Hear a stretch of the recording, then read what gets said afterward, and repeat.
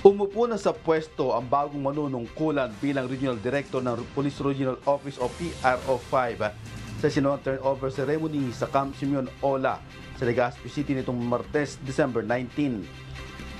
Pinalitan ni Police Brigadier General Andre Perez Dizon bilang Acting Regional Director ang dating direktor sa rehiyon na si Police Brigadier General Wes Raimundo Obinque.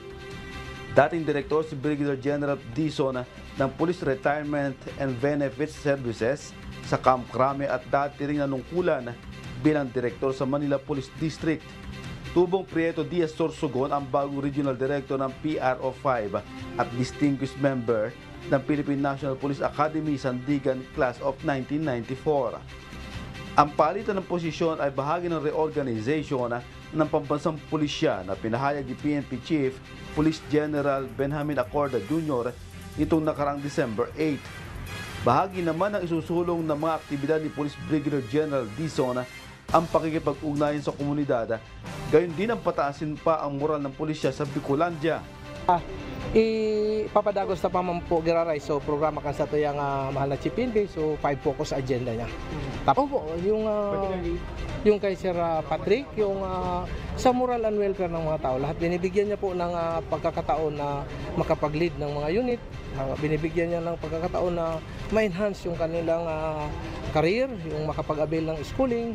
Tapos yung kanyang pag-touch base sa community. Pinupuntahan ni Sir Patrick lahat ng police stations para makita niya personally kung ano ang mga pangangailangan sa mga estasyon.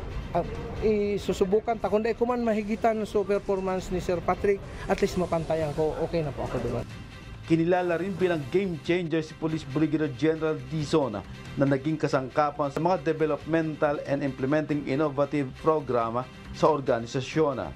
Samantala, malilipat naman si Police Brigadier General Wes Raimundo Obinque bilang Acting Director, Retirements and Benefits Services sa Camp Crame.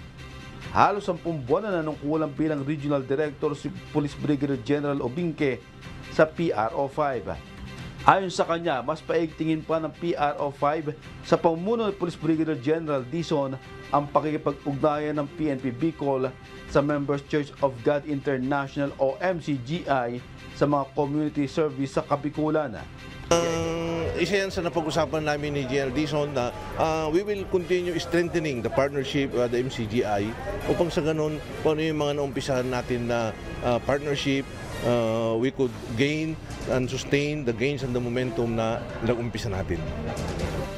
Nakatuwang ng PRO5 ang MCGI sa mga public service o paggawa ng mabuti sa mga miyembro ng pulisya gaya ng medical mission, gift giving, solar lamp installation sa Prieto Diaz Sorsogon at marami pang iba.